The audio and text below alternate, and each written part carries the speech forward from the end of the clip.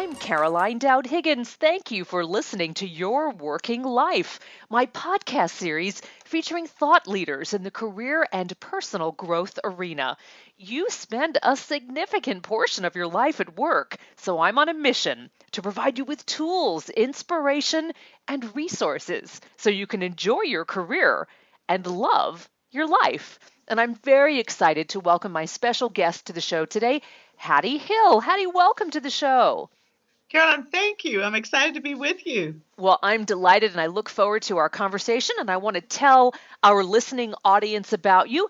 Hattie Hill is President and Chief Executive Officer of WFF, the largest national organization focused on the advancement of women and gender parity on executive teams in the food service industry.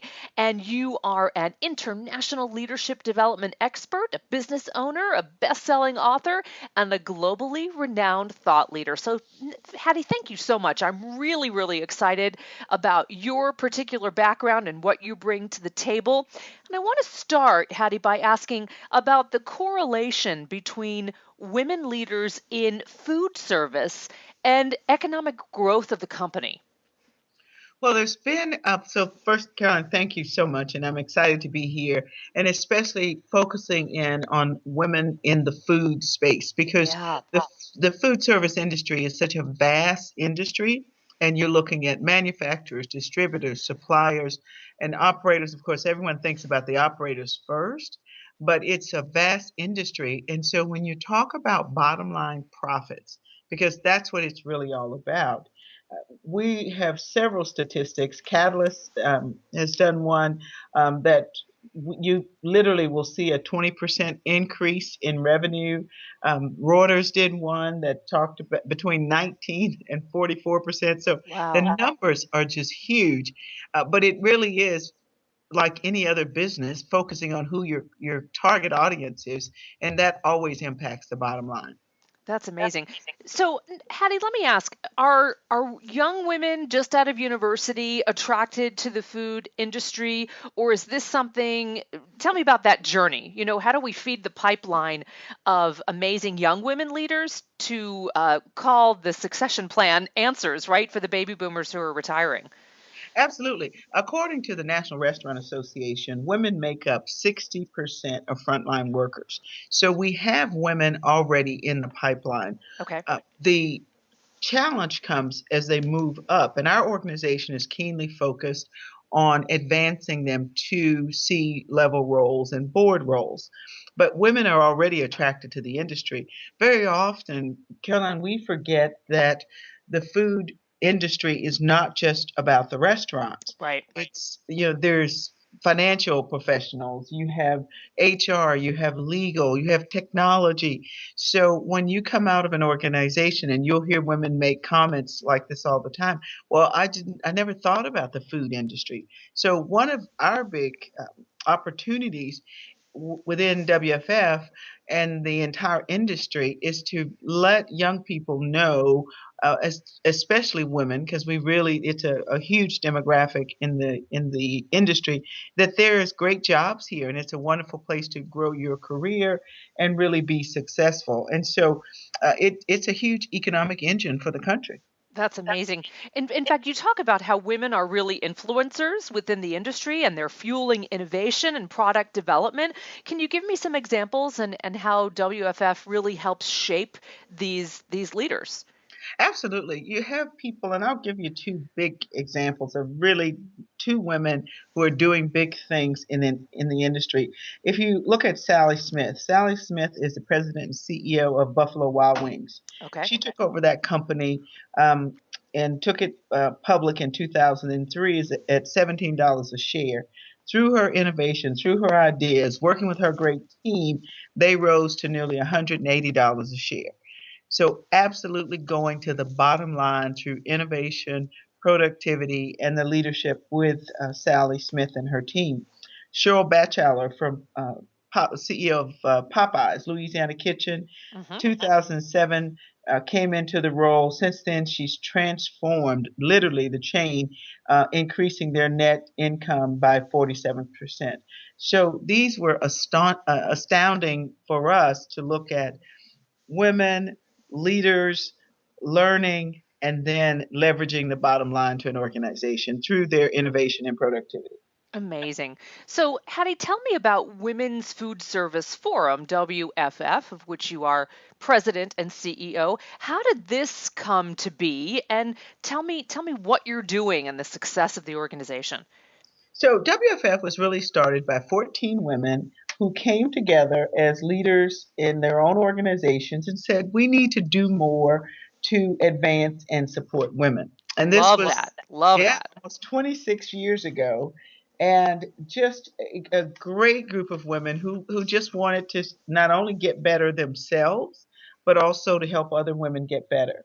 So what we do in WFF is really clearly focused on a mission of advancing women leaders in the food service from director level and above. So we focus in because again, remember you've got 60% of women in the industry, so you've already got a full Yeah. pipeline, but they don't move and move up. So our job is to really help them with. We have research-based competencies, which is really the sweet spot for us. So we apply this industry, food service industry specific content, competencies, and then the big piece that all of our women love is strategic connections. Ah, We have people who've been together through the life of this organization who are in major roles. So Sally and Cheryl Batchelor, these are some of the original women who were involved in the organization. wow. So, can you drill down a little bit and talk a little bit more about WFF work and the tools and the specific services? So, how might you help, let's just say, one woman, right? How might you help her on her journey, career-wise, in the food industry? So, first thing is that we have these research based competencies, insight and awareness, risk taking. Because when you look, Caroline, at the research of what happens when women are in roles, very often they don't have the confidence to take the risk. Or, I've heard women tell me, listen, I have about 70, 80% of what the resume or the job description is saying, but I'm not 100%, so I'm not going to even apply. So, a lot of it is building the confidence and then we have a leadership assessment that we give. It's LCA Leadership Competency Assessment that you can take this specific tool and then it will tell you what skills you need to develop based on the tool. And again, all of it is industry based. So then if you say, all right, I know I'm really weak in risk taking, then we have specific tools around risk taking. We have success seminars. We just wrapped up our 3,000 plus conference that have men and women in Orlando in March. We have another senior level summit that will happen July 27th through the 29th in Chicago. And it's really to focus. This is a smaller, very focused executive meeting. And during the whole process, we're focusing on this content based, food service industry specific, looking for opportunities and strategic connections. And that's where our focus is. How do you get advanced? You get to know the right people, you get to learn the right skills, and then you can do the best work. That's great. So it's very specific, really zeroing in on how to navigate around blind spots and strengthen what you're already doing well to get to the next level. So, Hattie, you talked about briefly the recent conference, and I know the biggies like Coca-Cola and McDonald's and PepsiCo were there, but you also have businesses of smaller sizes. But tell me some of the takeaways from the most recent conference. Everybody walked away. First of all, we had one of my favorites was Muhtar Kent, who's CEO of Coke. And from the stage, he talked about the 21st century being the century of women. So, Mm, as you can imagine, that was tweeted. As a matter of yes, fact, it had got a lot of over, attention. yeah, over 100 million impressions from Muhtar. Wow. It's really that women are the emerging market. We Hmm. talked a lot about the demographic of women, and we influence about 85% of all products through some way. I mean, even we were talking about sports tickets that women buy them for men, and they buy them for themselves, and they buy them for their sons and daughters. And so the real focus of the conference was, one, what's the content that I need to help change the face of leadership in my organization. So it could be that I need to, as a woman leader, focus more on the women in our pipeline. And we talked about skills to do that. How do you develop other high potential women in your organization? What are their goals? What are their aspirations? We also spend a lot of time focusing in on connections, Yeah. because most jobs are created by who you know. Very often women will be in one role, and I've been with one company, one role for 20 plus years, and then as the economy changes and jobs change, they really don't have the strategic connections to go and look for a job outside of that company. So really focusing a lot on broadening your skills. And then of course the whole technology, social media has brought us together in a very different way, and so we had a goal of 100 million impressions. We wanted to get out in the industry and let our voice be heard, let people know we're there. Well done. Well done. So, Hattie, I'm fascinated by this organization, and it's just making me so happy on so many levels, especially as a career development person who is passionate about empowering women. Do you get into in WFF mentor, sponsor, and coaching relationships for women? Definitely. Um, Most women are familiar with the mentor process, Okay. but what we focus on past that is the real sponsorship. Mentoring is great, and those are great relationships, but sponsorship is really what is said about you when you're not in a room. And Exactly. so you want people advocating for you in your company. You want to build those relationships. Men often will go into an organization immediately looking for someone to do that, whereas women don't always do that. So, what kind of sponsor do you have? We ask. And then, who are you sponsoring? Yes. Because Great. that's just as critical that you pay it forward. I so agree. And I imagine even though there are a great number of women in the industry, it's okay to say, hey, my sponsor, my mentor is going to be a man. It doesn't necessarily have to be a fellow woman. Oh, absolutely. I know in just in my own career, and many of the women that we talk to, they have many men. And when WFF was actually started, it was started with a group of men who called themselves, by the way, the Righteous Brothers. And they were, Edna Morris, who was the first chair of the board. We were just actually having a conversation about them in New York. And there's always been men who've been there to support women. And I really think that we have to walk beside each other and collaborate as we go into the future, because what's happening with our talent requires both men and women at the table focusing on development. I agree. And it's so wonderful to hear that message. So you have a really cool concept called From the Farm to Fortune 500. Tell me about that, Hattie. Oh, you know what? That really started with me. So I grew up on a farm Okay. and ended up really just loving it, and then working with corporate America for 30 years. And what we talk about is all the lessons that you learn along the way will help you to be a better leader in corporate America. So discipline, working hard, being loyal, investing in relationships, all of those things that I learned early on from the farm absolutely have an impact on women in the business world today, because it's really all about relationships, information, and then how you bring that together to execute in the role. Brilliant. Oh, I love it. What a good story. What a good Thank story. you.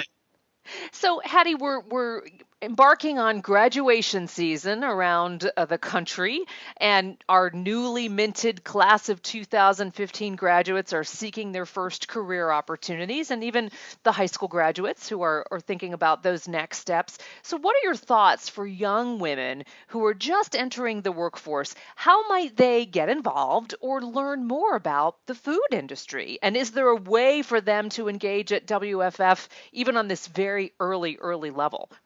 Absolutely. First of all, education, awareness. Go out there and see what's there. Get on the website. Younger people are exposed to so much information, but they can literally. The membership is very inexpensive. It's $199. Hmm. They can join, they can take the LCA, they can really start to look at the competencies and what their skills are. There's so many jobs in the food world. So the what you want to do is say, where is my sweet spot? What do I really like doing? Sometimes we've gone through college and we really don't know what we want to do. So if I was talking to someone just coming out of high school or college right now, it would be evaluate your options and then engage at the level that's comfortable for you because the options are there. I mean, there's so many different opportunities, roles, information, innovation. I mean, it's whether it's even starting your own or going to work for someone else. Brilliant. Good advice. So, Hattie Hill, President and Chief Executive Officer of Women's Food Service Forum, known as WFF. How do we find you online? Tell us the WFF website, and I know you've got a lot of social media platforms rocking it as well. Oh yeah, WFF.org, real simple. Women's Food Service.org to get to us. If you want to see some of the conference, just hashtag WFF CONF 15, and they can download and look at pictures and different things from the conference. But we're easy to find. Once you find us, we'll never get rid of you. That's brilliant. Because you're on Facebook, Twitter, LinkedIn, and Instagram. So you're Oh, covering okay. all the bases. We're covering all the bases, which is what the young audience prefer. It's Uh, essential. Yeah. we're there. Absolutely. Hattie Hill, what a joy to have you on. You are a burst of fresh air, great wisdom and energy, and I'm so pleased that you could spend time with me on the show today. Carolyn, thank you so much. I was honored to be here, and we want everyone to come check us out. Excellent. Well, I encourage them to do so, and we'll be plugging WFF. And I want to thank you for tuning into Your Working Life today, where my goal is to help you design your career destiny so it doesn't happen by default. True career and life satisfaction is possible, and it's time to embrace what you love doing so you can do more of it. I'm Caroline Dowd-Higgins. Take good care.